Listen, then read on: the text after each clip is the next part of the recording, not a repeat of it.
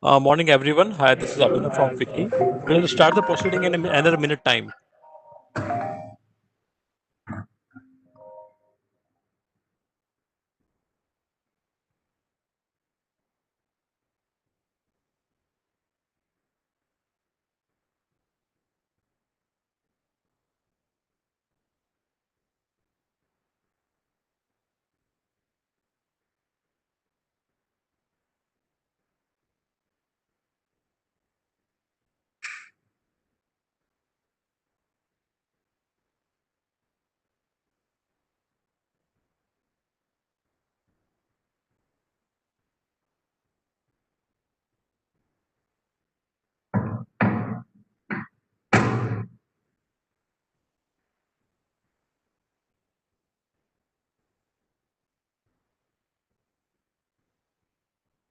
Good morning, everybody, and a very warm welcome to today's.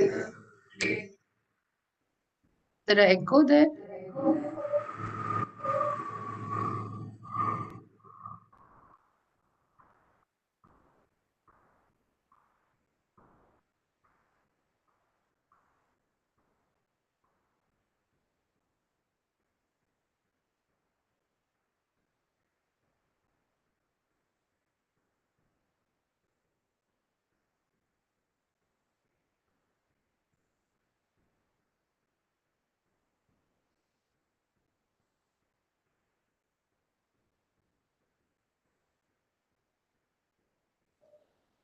Sorry for the technical glitch. Good morning, everybody. A very warm welcome to all of you to today's webinar on exploring scope and opportunities and benefits of food ingredient solutions in the changing time. On behalf of FICCI, I would like to welcome all of you and particularly our very esteemed speakers. And most importantly, Madam Rita Tiotia, Chairperson FSSAI, to be with us this morning. Of course, we have with us Mr. B. Rajagopal, President TSM India, Mr. Simon George, President Cargill India, Mr. Tarun Arora, Chief Executive Zydus Wellness, Mr. Anurag Jain, Business Director South Asia, DuPont Nutrition and Biosciences, and Mr. Siraj Chaudhary, Managing Director and CEO at NCML. Uh, uh, and all the other stakeholders, including the senior government officials, industry stakeholders, experts from the domain, and all others who have joined us this morning. A very good morning and a very warm welcome to all of you. Ma'am, at the outset, I would like to thank you once again for accepting and being with us this morning on this very significant topic on which we are intending to do a 6 webinar series going forward. And at FICCI, we've been really engaged in the food ingredient sector, and I must thank the members in this area for really providing their guidance and support, in putting this area together. And my heartfelt thank to the regulator for supporting this particular segment, through positive direction, guidance, and all the positive regulations, etc. I'm very happy to share that at FICCI, we've been focusing a lot on nutrition, even in the past. Of course, the need for nutrition today, because of the current circumstances, have come to fore even more. But we've been driving this agenda for a while, and not only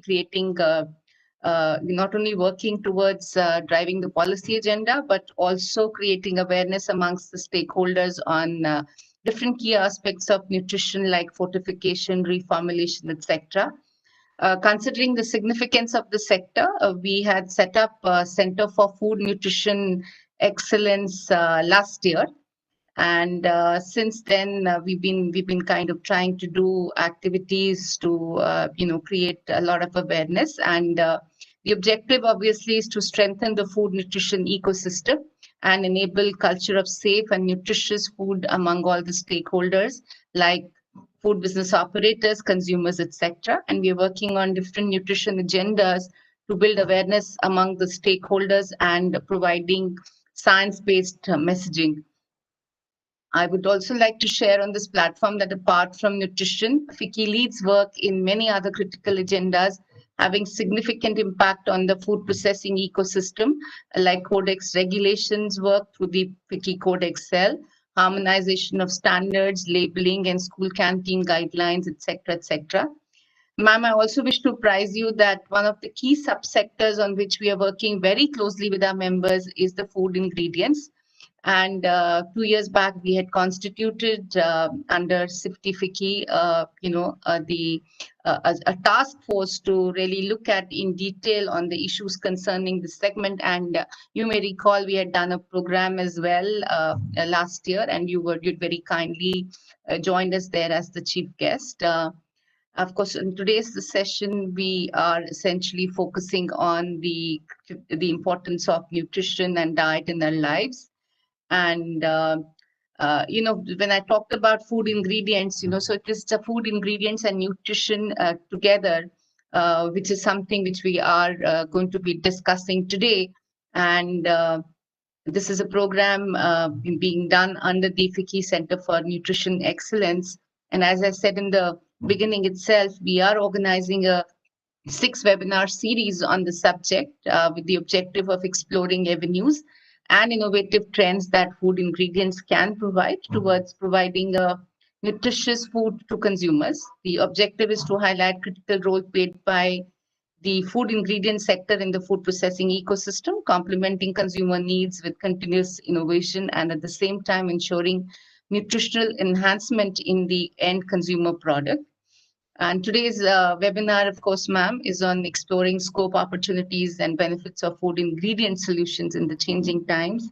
And will broadly focus on food ingredient sector's outlook, challenges and opportunities, innovations and emerging trends, and critical role of the food regulations. Going forward, the rest of the webinars, the entire webinar series that I talked about, shall be more technical, and we'll be capturing different subsectors under the food ingredients like vitamins, minerals, fibers, etc. And this will be done through the year until the end of until December. And may I now, with these words, request Ms. Rita Tiotia, Chairperson of FSSAI, who's the guest of the honor today, to please deliver the keynote address. Ms. Tiotia is well known to everybody. She's a senior civil servant, having worked across areas at center, state, and now, with all the experience that she has, we are very thankful. We are indeed, very privileged to have her as the FSSAI chairperson to guide us in this difficult times. And we really hope to have your guidance, ma'am, at all given points of time in the endeavors that we get into. And we had the honor of having you at various forums as well. And thanks once again for joining today, ma'am. So over to you, ma'am, for your keynote address, please. Thanks very much, Jyoti, and good morning to everyone. I think at the very outset, although Jyoti has talked about this, I'd like to compliment Vicky for that relentless focus on the importance and the potential of food ingredients. I do recollect that at a similar event last year, you had focused on food ingredients as a tool for innovation. Today's theme on exploring the health and wellness benefits of the food ingredient ecosystem is not just interesting, but extremely topical and timely given the times we live in. Indians have recognized from the time of the Vedic times that there is a close connection between good food and health and well-being. All of us have memories and anecdotes of health secrets from the kitchen that our families swear by. The knowledge of what is right and healthy is often ingrained in us. But modern life has its own pressures, workloads, stress, nuclear families, and all confronted with seductive advertising, home delivery, fast food, nutraceuticals, and proliferation of eating outlets have led to a shift away from food traditions and traditional knowledge to what appears to be easy fixes. However, it's not just traditional knowledge. Modern science too has clearly identified the fact that unhealthy, incomplete diets are linked not just to malnutrition, micronutrient deficiencies, and low immunity, but also to non-communicable diseases such as diabetes, hypertension, and heart disease. We often refer to India's triple burden of malnutrition, obesity, and diet-linked non-communicable diseases. And these have larger consequences in terms of the socio-economic development, in terms of the load they place on the health systems, and also the impact on the economic growth of the country. In a sense, the COVID-19 pandemic has forced people to think more deeply about health and immunity. Epidemiologists have clearly identified that certain people are more vulnerable to the disease, and that has given to pause for thought whether we can build immunity for ourselves and our families. In addition, extended lockdowns, emerging trends for work from home, the risks of eating out have all led to an explosion of home cooking and even growing fresh organic produce at home. We've started to think more deeply about the nature and quality of the ingredients that we put into our food. Food Safety Authority is mandated under its statute to ensure safe and wholesome food for all citizens. Recognizing that a mere regulatory approach would not result in substantive outcomes, we had embarked 2 years ago on a stakeholder partnership-based approach called Eat Right India. It's perhaps right for us at this moment to briefly reflect on that. The Eat Right movement has three pillars: eat safe, eat healthy, and eat sustainable. The Eat Healthy covers the areas of personal hygiene, hygiene in the food value chain, combating food adulteration, eliminating toxic residues in food, and preventing hazards of used cooking oil. The Eat Healthy pillar includes a balanced diet, dietary diversification, consumption of fortified foods, eliminating trans fats, limiting the consumption of foods high in fat, sugar, and salt.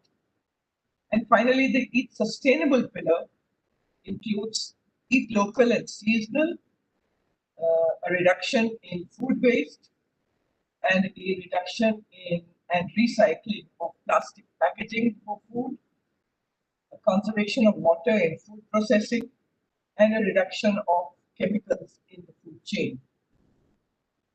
As part of the Eat Right movement, food businesses have been nudged to promote healthier food options in several ways, which include reformulation of food products to reduce the content of sugar and salt in packaged foods, phasing out of trans fats, provision of healthier food options by food sectors, menu labeling, etc. Many major food businesses have taken pledges to continuously work towards evaluating their portfolio and reformulating their products to reduce fat, sugar, and sodium. Health and nutritional supplements are being increasingly consumed to prevent dietary deficiency and boost immunity.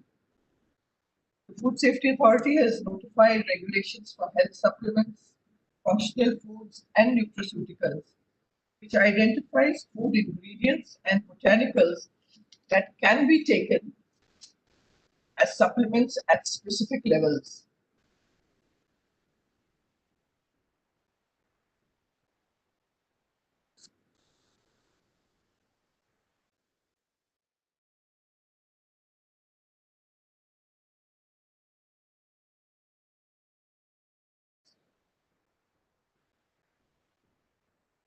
Am I audible? You're audible, ma'am, now. All right. I think it just went off. But it seems to have taken my camera as well. Just a moment. Okay. Yeah. This opens new opportunities to industry to. Am I audible again? Yes, ma'am, you're audible. I don't know why it just keeps going. This has opened new opportunities to industry to explore various ingredients, their blends and combinations, which can stretch the boundaries of healthy yet modern flavors. Having said this, no single food ingredient or food supplement can prevent illness. But balanced diets with an inclusion of vitamins and minerals can certainly bring health benefits and help to resist infections. Let me speak briefly on some specific areas. We've laid down standards for fortification of key staples such as wheat flour, rice, milk, oil, and salt, which are consumed widely. And fortified foods in conjunction with a balanced diet does bring huge benefits. Research has also established that some of our traditional spices and condiments such as turmeric, ginger, garlic, black pepper, tulsi, giloy, garlic, cinnamon, etc., also possess antiviral or antimicrobial activity which helps to fight infections. There are also new ingredients and foods derived from traditional foods of other countries which are increasingly visible to us as a regulator and also in the market to consumers. Further, at the crossroads of health and wellness today, there's a lot of focus on ancient grains, seeds, and millets, and the products based on them. With this trend, we are now working on quality standards for millets and seeds. Another area that is part of our traditions are fermented foods, which are now widely known to be significant for gut health. Consumption of probiotic and prebiotic foods and beverages are increasingly recognized for benefits in gastric conditions, allergy, and infections.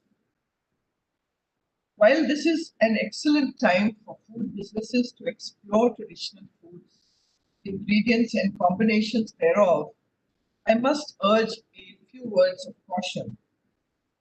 We need to exercise a sense of sober responsibility. No ingredient or food can achieve its objective without the most stringent quality assurance all along the entire food value chain. Secondly, the issue of nutrient interaction is often overlooked when different ingredients are combined. Thorough research and risk assessment is needed to explore how nutrient interaction affects the function, the bioavailability of the ingredients, and the consequences of these on health and disease before novel and re-engineered new products are put in the market. FSSAI will therefore continue to insist on data and evidence for new products, new combinations of existing ingredients, and on adapting safe limits and promoting balanced diets rather than a dependence on wonder foods. A last word on responsible advertising and promotion. While this is true and necessary at all times for us, at this particular moment in time, people are anxious and searching for tools to build immunity. They are more vulnerable and less skeptical as a consequence. There are now reports of physicians speaking of the consequences of overdosing on even healthy ingredients that they are beginning to see in their patients. Social media too is a tempting tool that brings with it the risks of misuse or loss of context. Therefore, if food is to be our medicine, then the boundaries have to be clearly and responsibly defined for all of us. Thank you very much.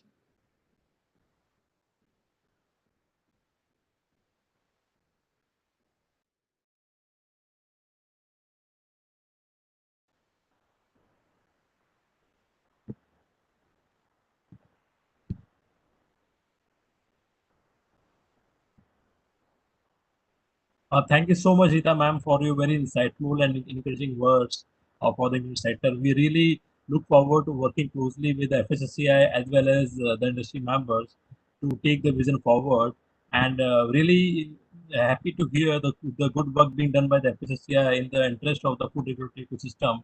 We will continue to keep engaging with your good office, ma'am, and we'll take the agenda forward. Thank you so much, ma'am, for joining us today.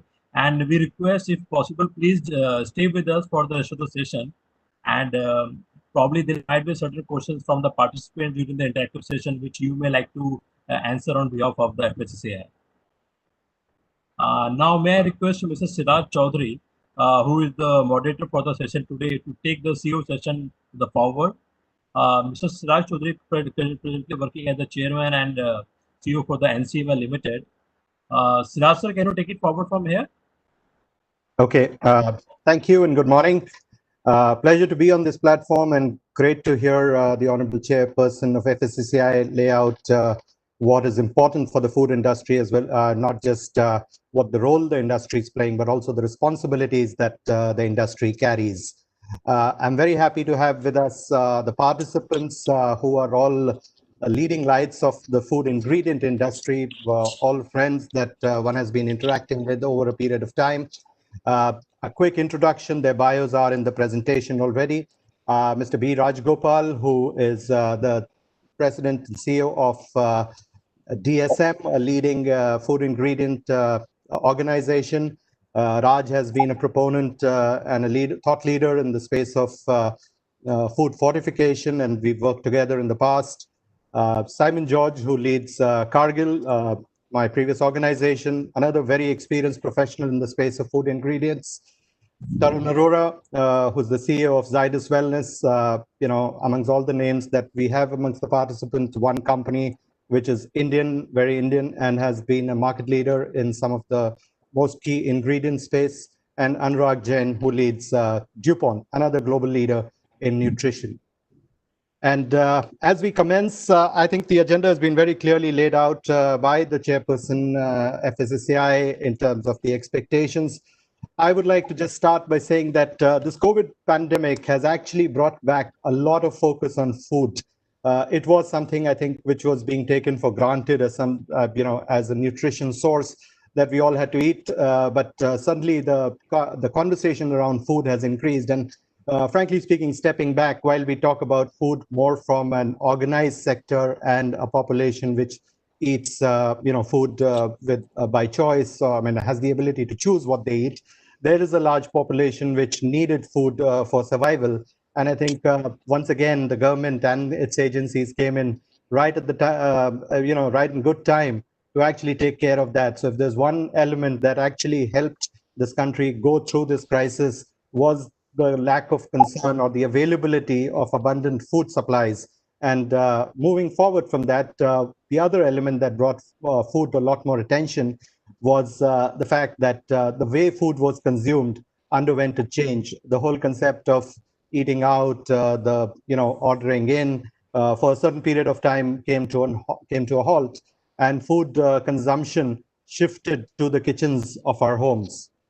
Food also acquired new attributes as it was not just a source of nutrition. In times when people were locked inside their homes, food also became a source of entertainment.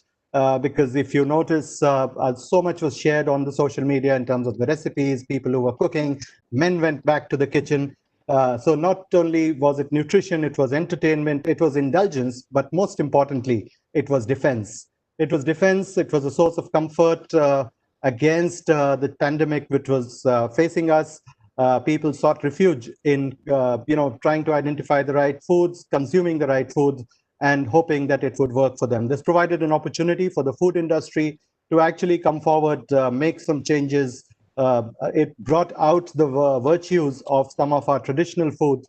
And in total, I would say that it actually helped create a lot more awareness in the consumer's mind about what they consume, what they should consume, and how they should consume it. So we have a wonderful panel today with us, and I wouldn't want to miss this opportunity to pick their brains on how they have seen their organizations. I'll start with a question which is common to all of you, which is essentially, how have your organizations coped with this COVID situation? There were elements of disturbed supply chains. There was increased focus on need for certain kinds of food, and there was obviously a change in how food was consumed. So starting with you, Raj, how do you think DSM has been able to deal with it?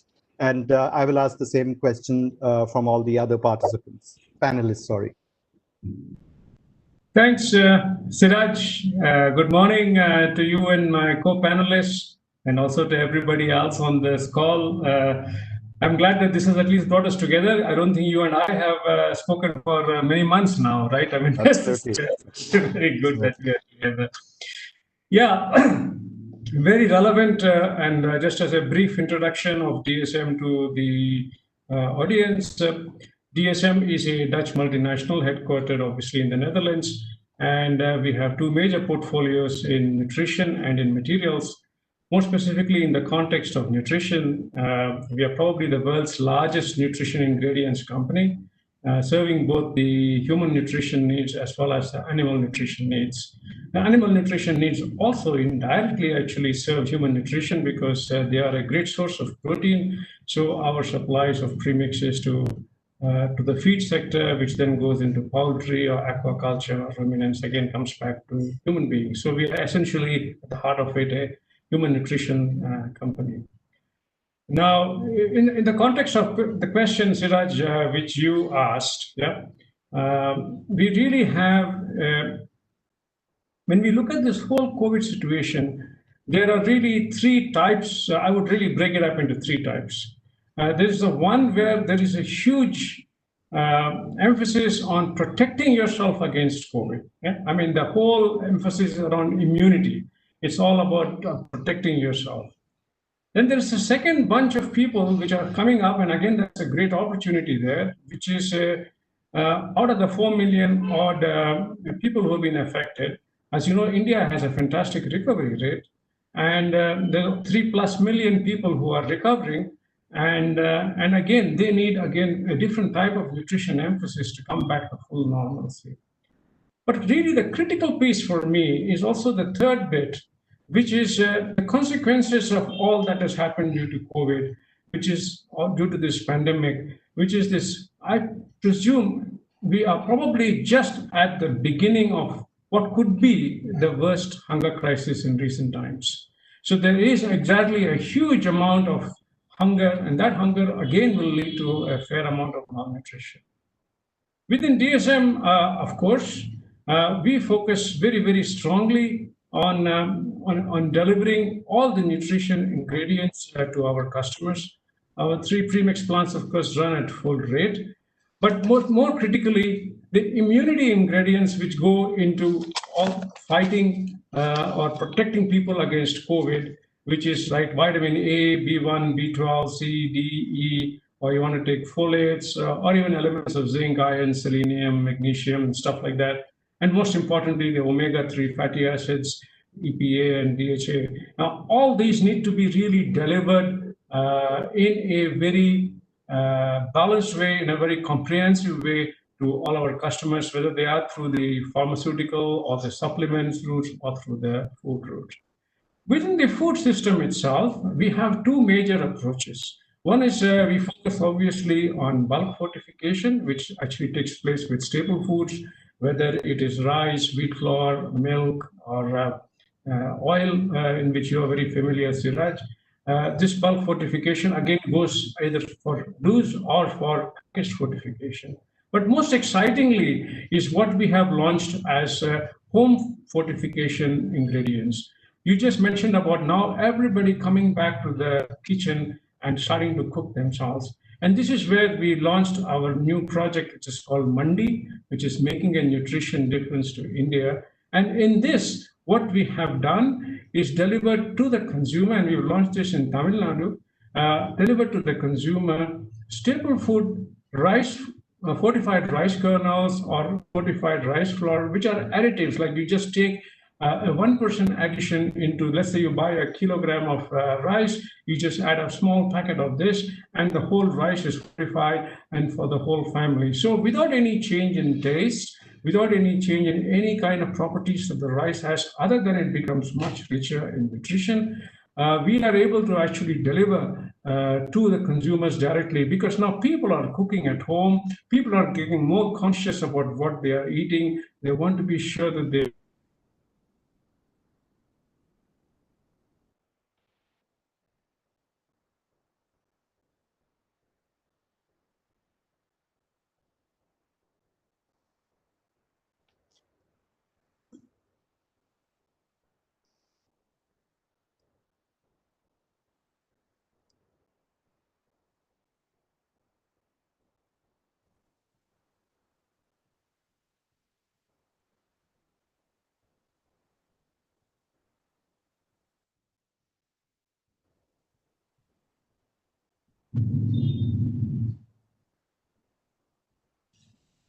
I can.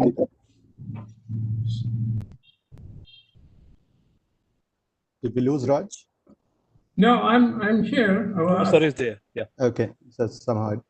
Siraj, I thought he was asking a question, and I thought the other panelists maybe wanted to also add their responses to the questions. Yeah? Okay, because I think I disconnected for a bit. So, Raj, have you finished your? Yeah, my response to your first question. Okay. Simon, I will move on to you. Thank you, Raj. I think the very good insights from what you shared with us. We'll come back to some of those. Simon, over to you. Yeah, thanks, Suraj. So what we at Cargill look at is in terms of food and beverage are basically built upon two factors, which we call as the fundamental factors and the macro trends.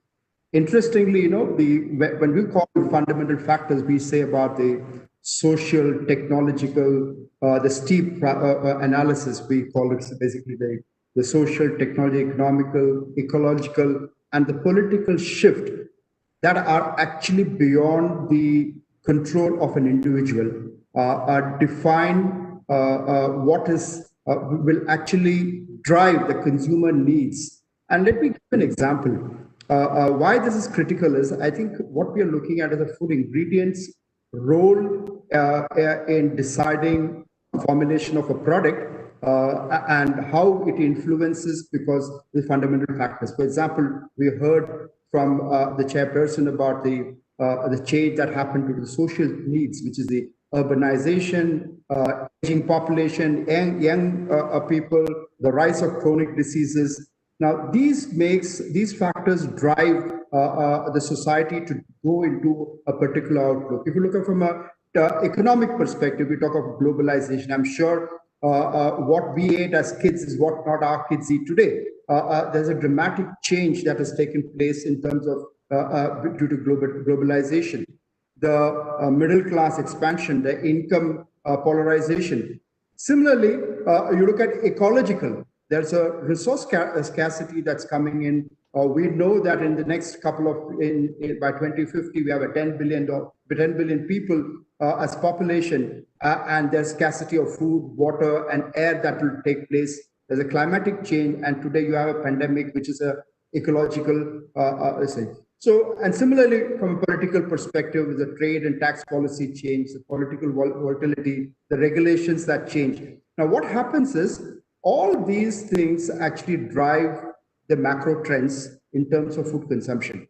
So today, if you look at answering your question, the pandemic is driving people to go more into health and wellness and specifically into immune boosters. So the fact is, what I would like to state here is a food ingredient plays a phenomenal role. One is to follow the macro trend, but more so in terms of being an enabler in a food formulation, bringing the volume, the viscosity, the strength of the product, and also it's about a shelf life. It protects the food formulation against both oxidative or microbiological intrusions, thereby increasing the shelf life.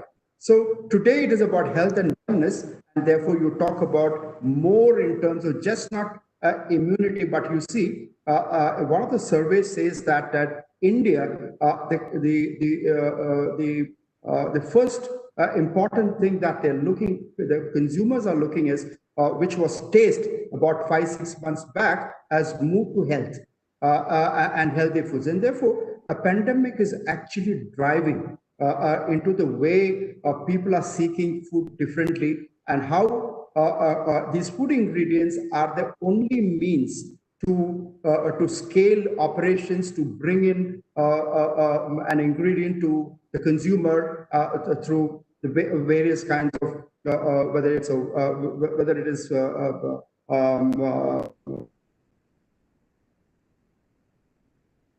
so, for example, in Cargill, we have launched a product called Cargill ActiHeart. Now, if you look at ActiHeart, it's a right blend of oils, and therefore it tends to have the right combination of omega-6, omega-3, and therefore helps in terms of the cardiovascular. It's supposed that we have recently, worldwide, we have launched a product called Epicor. Now, Epicor is a product which vitamin and increases the immunity. Now we are in the process. This is well accepted in Western countries, but we are in the process of seeing how we bring this to India. So these are what are the trends and things that are defining the way we do our business as we move forward. Thank you, Simon. Always great to know what more is happening at Cargill. Moving on to Tarun. Tarun, as I said in the beginning, you represent what I call the Indian company here amidst a group of multinational global giants. And to your credit and to your company's credit, you guys have been doing a great job. And you are not just an ingredient supplier, but you're actually a front-end consumer-facing company. So what have you witnessed in your organization and the industry and the food sector as you see it today after the impact of COVID? Good morning, everyone. Thanks, Raj, for sharing the introduction about my company. My name is Tarun Arora, and I represent Zydus Wellness. Zydus Wellness has brands like Sugar Free, Complan, Glucon-D, Neutralite in the food space. Of course, we have personal care products also like Everyuth and Nycil. I think this pandemic, and I think going back to your question, I think this pandemic has been challenging for everyone, but it has also brought in a huge focus back on food. Especially, there was no medicine. Consumers have gone back and looked at what they eat. Quoting the words of Madam Tiotia, where she said, "Food is our medicine."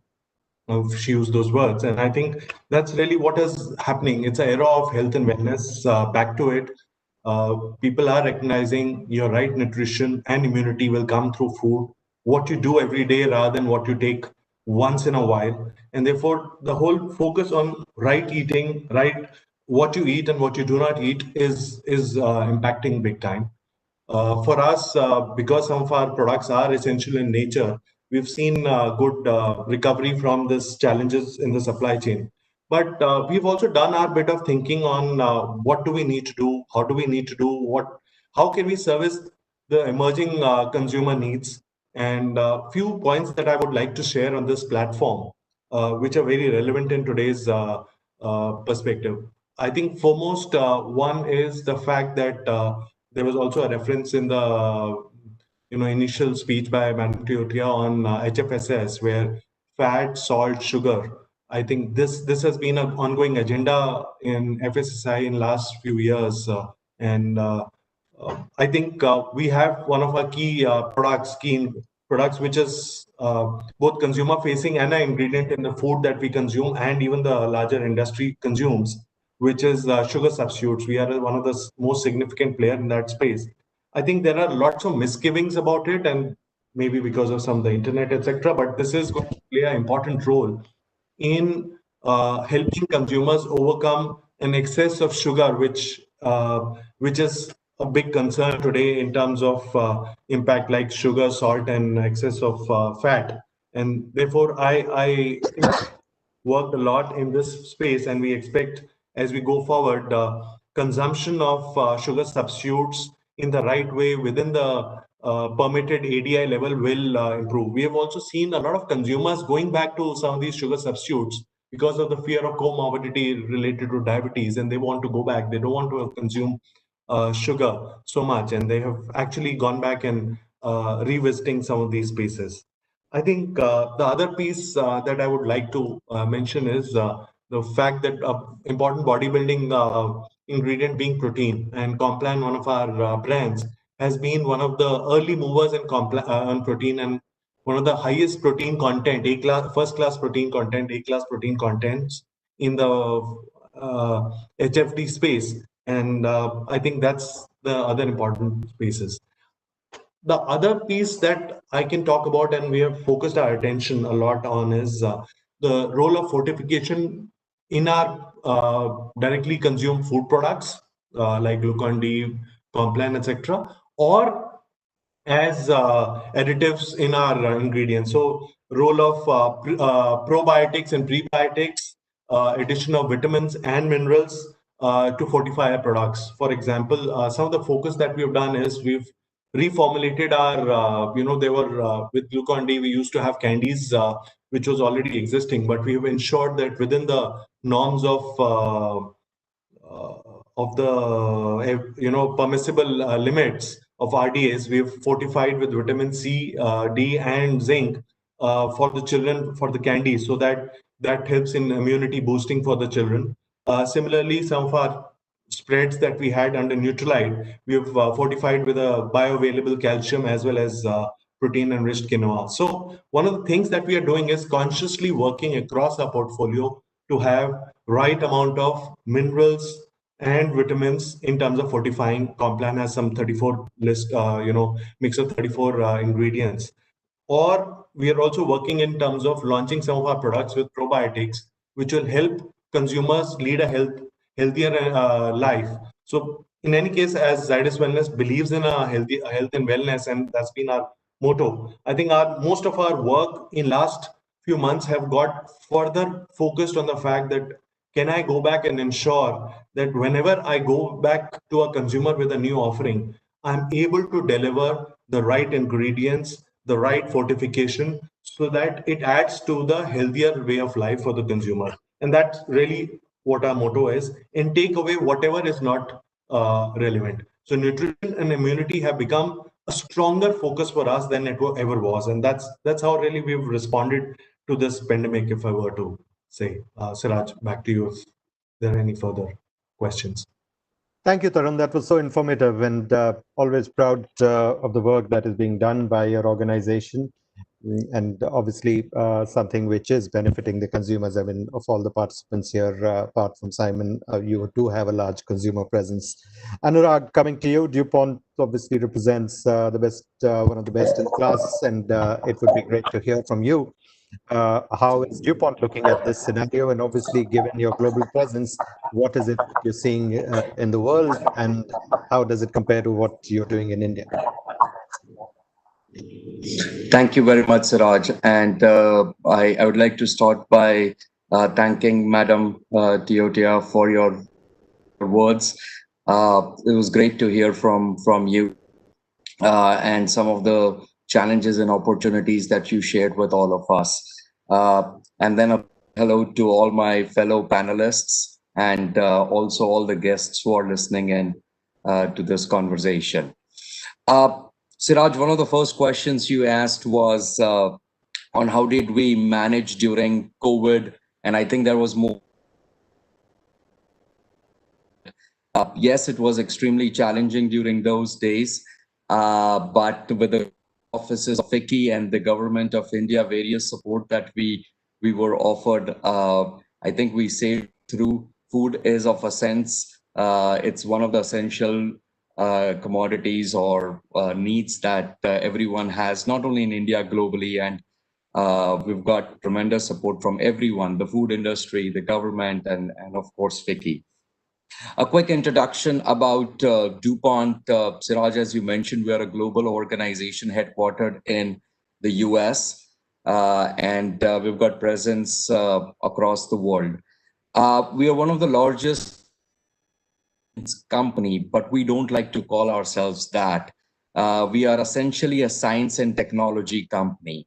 And we at the core DNA of our organization, what we believe is science is global, but food is local. And within India, we've been present for more than a couple of decades, but we've got two R&D facilities, one in Gurgaon and one in Hyderabad, where our researchers are working on developing the breakthrough technology, food perspective, or the next formulation. And as Madam Teotia said, there's so much wealth to Indian ingredients, Indian science, Indian food we consume, and how do we help organizations like Tarun's and others industrialize them in the most safest way. That is our objective and mission. Talking quickly about COVID and its crisis. Uh, Most of the panelists have talked about it already. Clearly, one of the things that we see largest is one is an increased demand for immunity. The second one that we are also seeing is an increased demand from consumers on energy related products. And the third one is also obesity. And something that we find it very interesting. Now, immunity bit of it, I think everyone understands that there's a global pandemic and everyone's searching for it. When it came to energy, looking a little bit into it, we're trying to understand it right now. We're in the midst of it, so clearly don't have a specific answer or a hypothesis. But what we are seeing is this whole new work from home culture. While it's good, people are feeling a lot more fatigued than they should. See, in the past, when folks were going out, there were children going to the school, they were playing in the park, there were parents going to the offices, there were grandparents that were taking a walk, and all of those things were happening. But today you're confined within the four walls of your home. And energy is something which many consumers are googling or looking for. And of course, proteins, be it milk, be it soy protein, which we have the largest portfolio, or eggs, if you are one of those who consumes that. There are various sources of proteins, and our R&D team is working closely with various customers on meeting these needs. The second is, like I said, obesity, and there is over. So there is obviously the story of India, and I'm talking more from an India perspective, where consumers are eating more and more food while they're sitting at home, right? And that consumption has gone up, and slowly we are seeing increase in the waistline, or at least what the consumers are googling, right? And they're looking actively for solutions that will help them manage their weight is another micro trend that we are observing uh, within our consumer portfolio as well. Now, we have been observing, Siraj, from a couple of decades, right? There was bubble, then there was the subprime mortgage issue that happened in the US, and there are these pandemic and different, you know, situations like these pandemics bring out different needs. But there is one trend which is common across what we have seen is convenience. And or it's a one-way street, right? Convenience is a one-way street. And what we are seeing is consumers that were even eating food which they would normally have consumed are looking for more immunity in that food. So be it like Madam Tiotia said, we have a huge cultural history of fresh fermented products in India, be it dahi, be it lassi, be it buttermilk, and various others, right? And consumers are looking aggressively towards making them a part of their life. We are seeing increased request on probiotics. So recently, DuPont, we signed up for microbiome ventures and with Rutgers University based out of US, and we're trying to understand how the gut microbiome helps us fight cancer, for example. And there's a lot of such research that we are doing.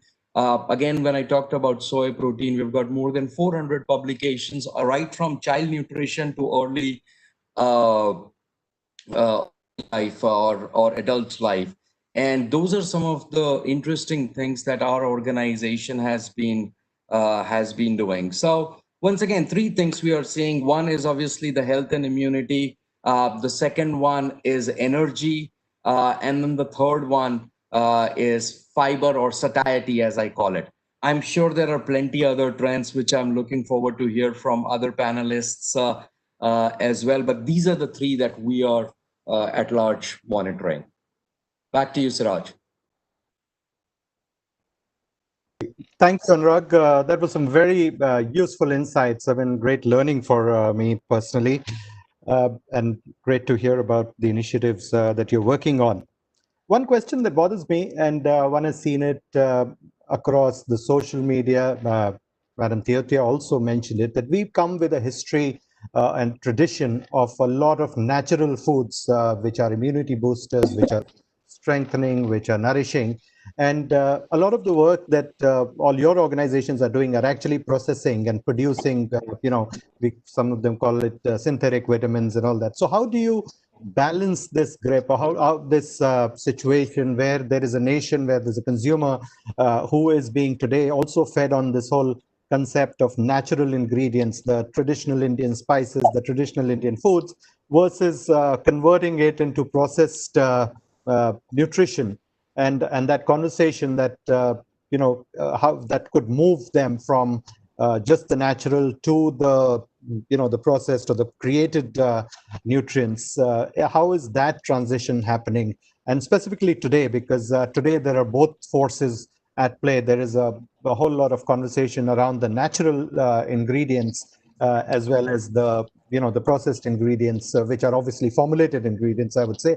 And I kind of face this problem personally, because when I try and ask my parents to consume some nutrients through the various multivitamins and tablets and all that, and they say that don't feed us more medicines, we are consuming almonds and we're consuming this and we're consuming that. I mean, they list out the foods that they're consuming. So how do you balance that sort of equation between what is natural and what is being produced?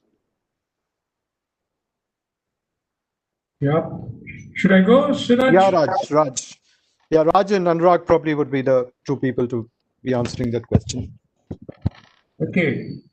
Thanks. It's a very fair question. And of course, in today's situation, we have to look at every question in the context of the pandemic, right? I mean, that's so overwhelming, right? Let me give you some simple statistics. 3 out of 4 women in our country suffer from some form of vitamin deficiency or the other, serious vitamin deficiency. 1 out of 2 women suffer from anemia, and so on and so forth, right? Now, why does this happen? Can this problem be solved just by looking at only natural sources of food, especially in the current situation? In the hunger crisis, which I think is unfolding, and there are many pieces of information and statistics that are coming out, predictions that are coming out, that the people who will be affected by this hunger crisis could be anywhere from 100 to 300 million. There will be serious issues of availability of food. There will be serious issues of access to good nutrition and nutritious food. And of course, there will be serious issues around affordability of food. All this is going to become center stage. And what will this lead to? This will lead to increased malnutrition, potentially, probably even lower immunity than they have already.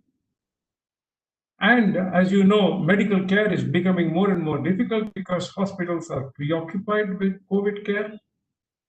And surprisingly, in the midst of this, there will also be enormous amount of food wastage because of poor logistics and distribution and so on and so forth.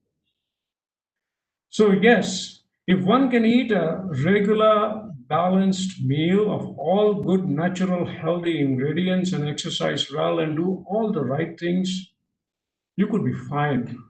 Yeah? And we know many people who are like that. Yeah? And Siraj, maybe your parents are exactly like that. Yeah? But this is not applicable, or this is not possible for hundreds of millions of people in this country. And this number is only going to increase because of this pandemic, which is where supplementation, whether by way of dietary supplements, especially required for specific issues. People do take B complexes, people do take vitamin C's and so on. But most importantly, again brings us to food fortification, which is really the critical, effective, scalable, and low-cost option. Because today, the social safety net is distributing food. And as you know, as a response to this pandemic, Our government has been very forthcoming in fact, we have distributed free food, free grains and free cereals and so on and so forth to all these people. And I'm talking about the hundreds of millions of people and not the small 20, 30 million people who are very advantaged and who have the ability to buy, eat, and consume what they exactly want. Yeah, like organic food and this and that. Now, in this situation, if we don't urgently scale up with fortification, now whether that fortification is through bulk fortification as done for social safety net, or ration distribution, or free food distribution, it is very important to do it at that point, as also, as I explained to you earlier, through our things like our New Shakti brand, which we are doing for home fortification. But DSM actually has great experience on both sides. On the bulk side, we have something called nutrition improvement programs, with which we work worldwide through organizations like World Food Program or UNICEF or any such organizations to actually bring these emergency supplies which are fortified to all these people.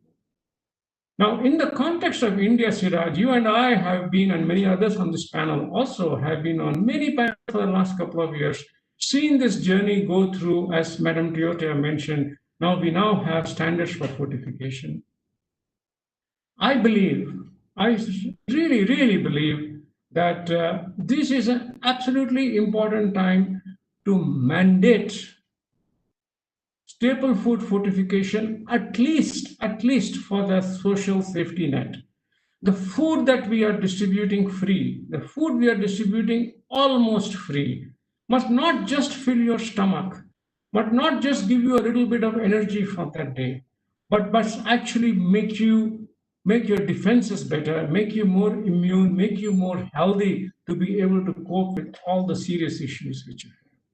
So my sincere request to all present to please champion, and including especially to Madam Tiotea, to please take this on board, particularly for the social safety net. We must at this stage, when we are giving things like free food and subsidized food, we must make sure that food is really valuable. In many ways, we have a slogan which is, Rasoi mein dawa sari, banja pehredar tu.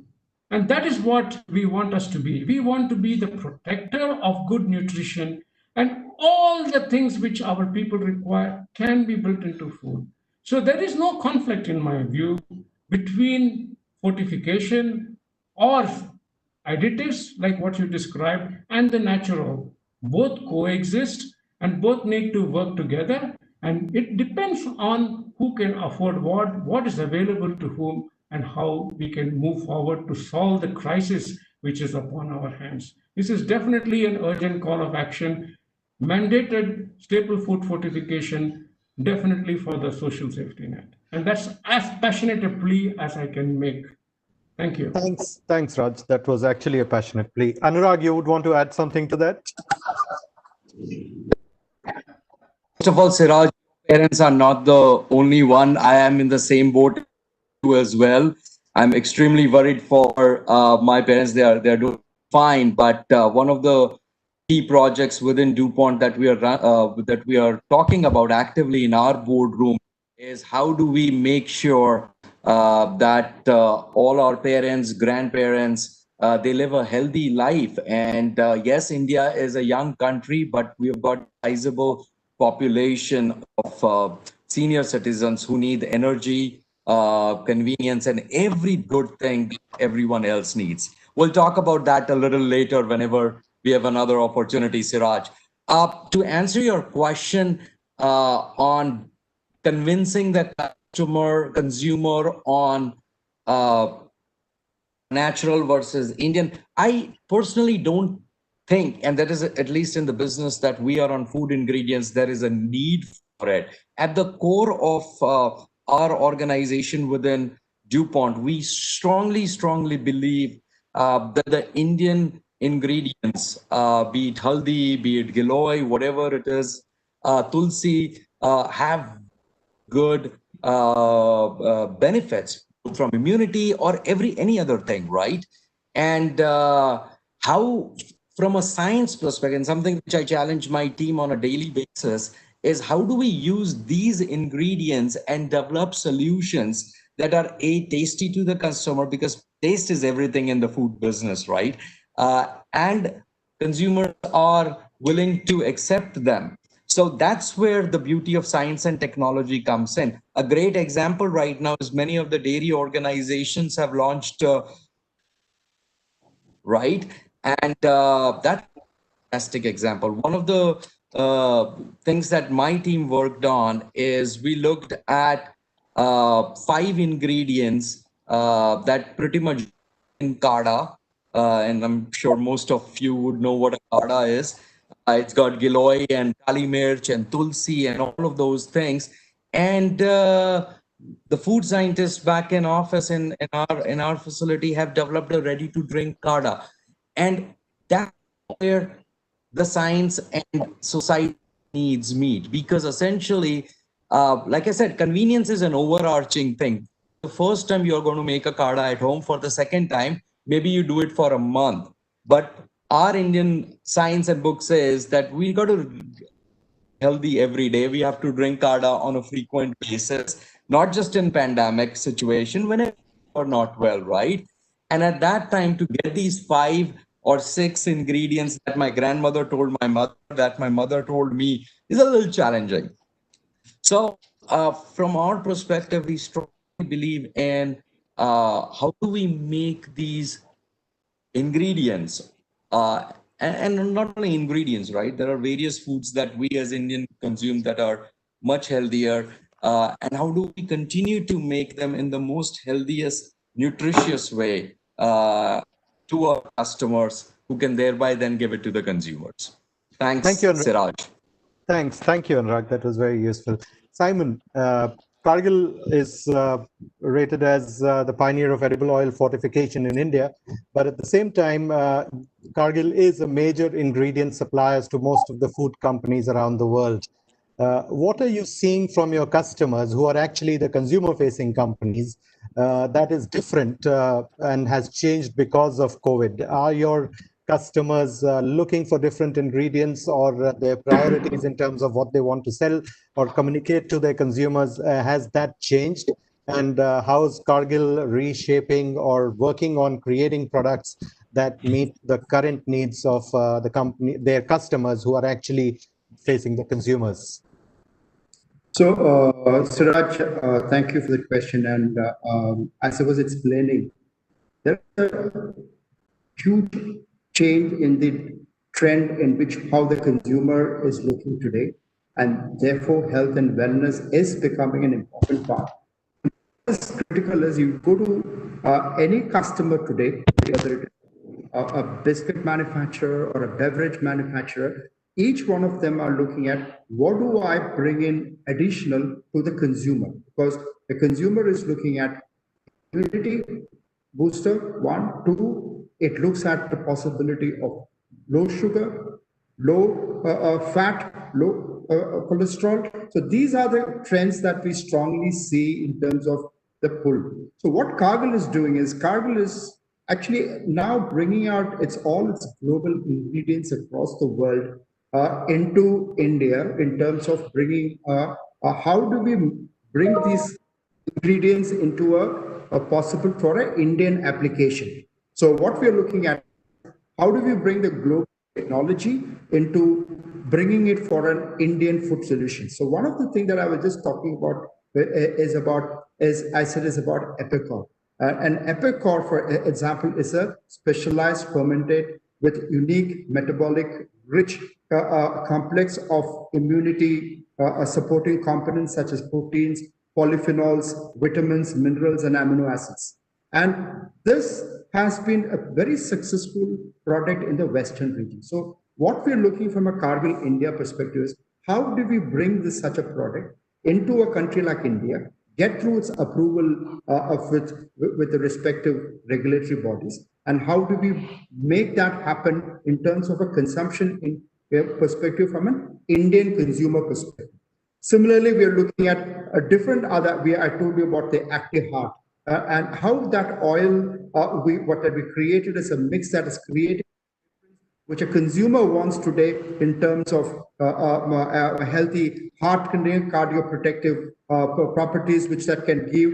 And that has actually created a different a sector within the consumer-facing products, and it really differentiates Cargill in terms of value that it brings to the consumer.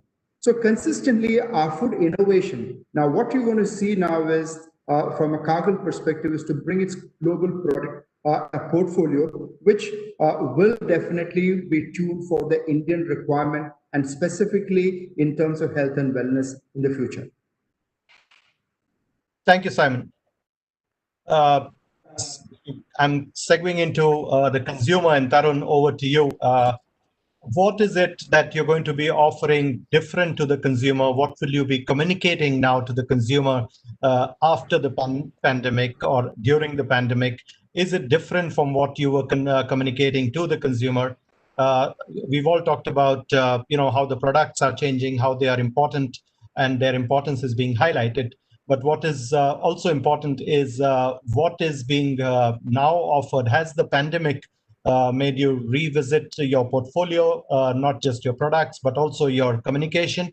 And another problem that Madam Teotia highlighted in her conversation was about the claims that are being made. And, and today newspapers, all social media is full of advertisements which are claiming, all kinds of things, particularly addressing the anxieties and the fears of the consumer. So how do you, as a responsible company, deal with that situation of what your competition is doing, as well as what you intend to do going forward in the current situation?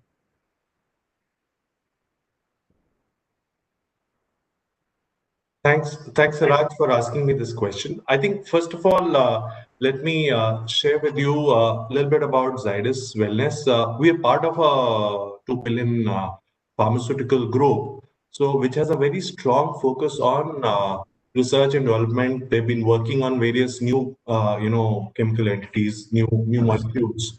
So as a part of heritage, Zydus Wellness is a very science-based company. It is focused on delivering the right products to the consumers. So what pandemic has really done for Zydus Wellness is that we've refocused and repurposed a lot of our thinking on innovations around ensuring we are providing the right food products, right ingredients to the consumers. A case in point is that I'll give you a couple of examples, and I think they will highlight how we're re-looking at it. I mentioned an example about on Glucon-D. We had candies which were we were marketing earlier. We've reformulated to ensure it had the right amount of vitamin C, vitamin D, and zinc as per the RDA, so that we could provide that fortification to consumers. We've also been working, and we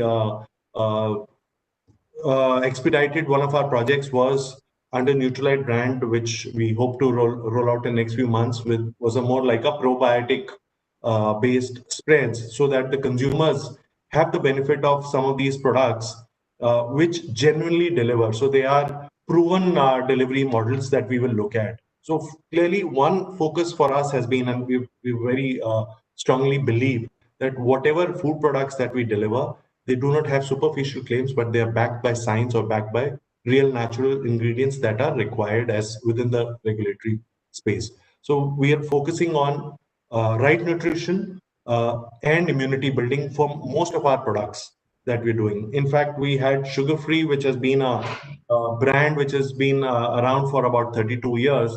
We've recently relaunched the Sugar Free Green, which is the natural ingredient based sugar substitute. So focusing consumers on safety as well as the fact that it helps them cut their calories and lead a healthier life. So each of our products, we've gone back and ensured that we are providing the right nutrition, right amount of protein or probiotics or fortifications, immunity, and having all our innovations address those. So we've heightened our level of innovations and focusing on the right ingredients. Now coming back to how are we communicating to consumers, how are we getting consumers' attention? I think we are, as a responsible organization, are operating within the right regulatory space, ensuring that consumers make the choice based on the right information provided to them. So we are highlighting the fortifications we have, the right amount of ingredients that we use. So why our products are, if at all, superior, why are they superior, or why should they make a choice? So I think it's a end-to-end thought process of first going back to the drawing board, ensuring that we're formulating our products right with the right inputs for the consumer, and when we are communicating, there is the right message for the consumers, and that's really the whole journey that we've taken, and the entire organization is focused on that. We see this journey through by providing the right inputs to the consumers. And Thank to you. back it up with the right claims, maybe if we can get provides us opportunity to get legal proofs also, we will do that. But really, that's the approach we take. Sorry. Thank you, Tarun. No conversation can be complete without having a question around the Food Safety Authority. And I think, I have been a witness to the transformation of the Food Safety Authority over the last 14 years since its inception. And, we've gone through phases of the challenges we faced there, but to now have them at a space where they are actually proactively promoting what is good for the consumer and actually sort of coming to the front to speak for the consumer, to guide the consumer. And in this situation where today we are in a pandemic, and all of you have talked about the innovations that you're doing in your product portfolios, the new products that you're bringing, the new formulations that you're creating. What is your expectation, and what is your, I would say, what have you experienced in FSSAI, and what is your expectations from FSSAI in a situation where the pace of innovation, pace of new product development has increased? Are you getting the right response, or is there something that more is required? And I would want to hear that from all of you, because I know all your organizations have been very closely associated with FSSAI, and it would be good to get an understanding of how you are seeing the regulator responding to the efforts that you're making, and where it is becoming a facilitator, and where you think it could facilitate even more. So Raj, starting with you, but very quickly, we are running a little behind schedule, and I would want to get a few audience questions in. I think it's been a very transformational time for over the last few years, right? I mean, we've seen the organization grow completely from a control organization to actually a supporting and an enabling organization with some standards, and I think that's actually a great journey. And increasingly, we will see more and more innovative type of products coming into the market, and so therefore, their ability to actually help and support, especially in the context of immunity building and such like, will be critical. I think the labeling itself has been a great help because consumers now have a very good idea what each products contain. So it's actually been an all-round extremely positive and welcome transformation which we have seen in FSSAI. And actually, I would just say 3 cheers for FSSAI. Simon. I think you said, Siraj, 14 years, but I should say the last 5 to 6 years has been much more faster and acceleration, especially when it comes to bringing in new ingredients. I think because that's a very critical part of what the whole story we are talking, because there is a mass scale in this country. We need to address that, and to address that, it is going to be through the food ingredients into the processed food. And therefore, I think there has been a very responsive FSSAI, and I think it's all about good things that the response is pretty good. And we really look forward from now on. There will be many more that will come in, and we look for that continued support. Thank you, Simon. Anurag?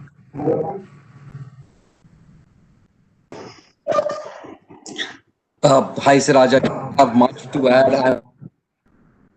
Healthy, Eat Right, and Eat Sustainable program under FSSAI, and this has been a very good journey, like most of the panelists said, over the course of last 6 years. And I look forward for industry government collaboration moving forward on the same track. So thank you very much, everyone, for the support. Tarun?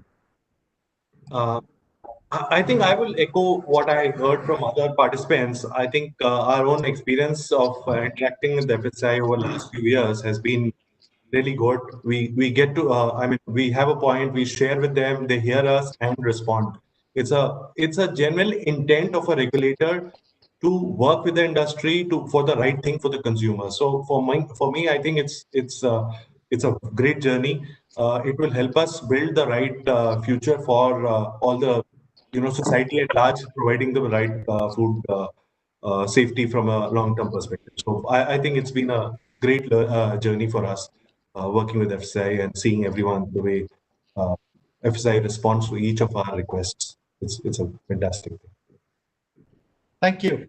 So, I've come to the end of my questions, but we have a few audience questions. And one of that is that we've seen a lot of investment and noise around investment in food technology, the startups, and you are all large organizations. How are you seeing that the entry of new players, new solutions, new products? And is there an opportunity where you see for your organizations to be partnering with some of these startups, which are obviously coming up with some great ideas and opportunities? How do you see those startups, and is your organization actually making an effort or has a policy or an approach towards interacting or partnering with these startups? Anyone can answer that question. So let me take it, Siraj, as a first.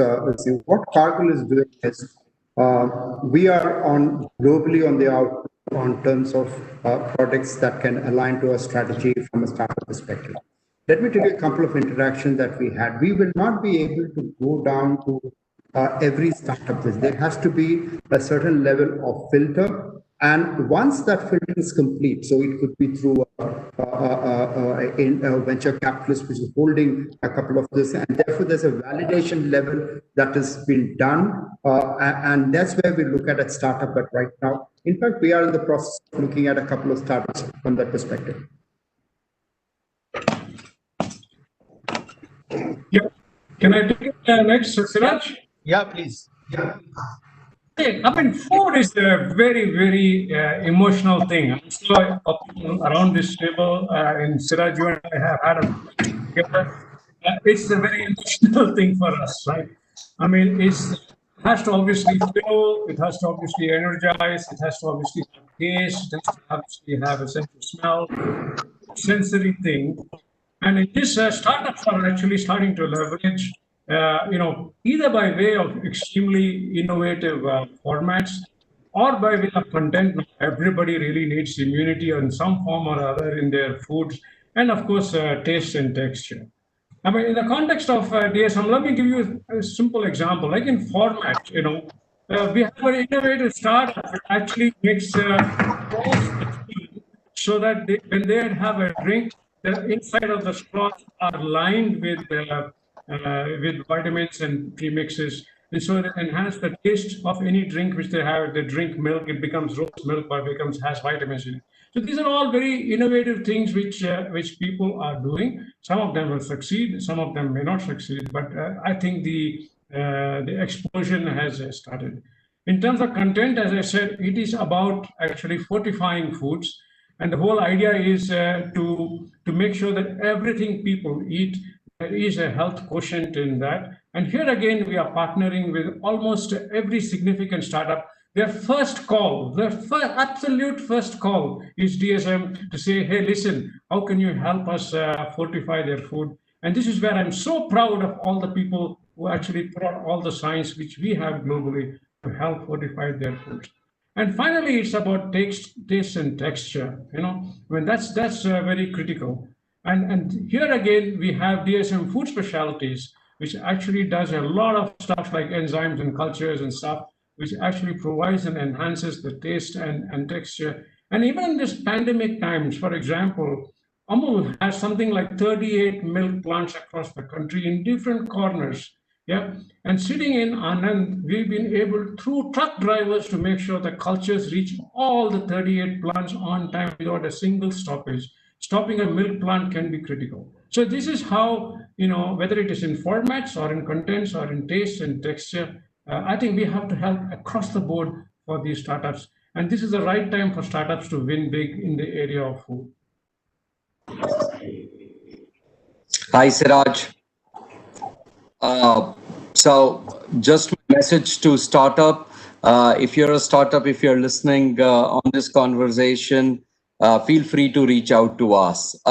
We are more than excited to help you make a brand that is very popular around India, and why not even global, right? So we are very excited in this space, and we'll do whatever to support you. But at least let's have a conversation. Thank you.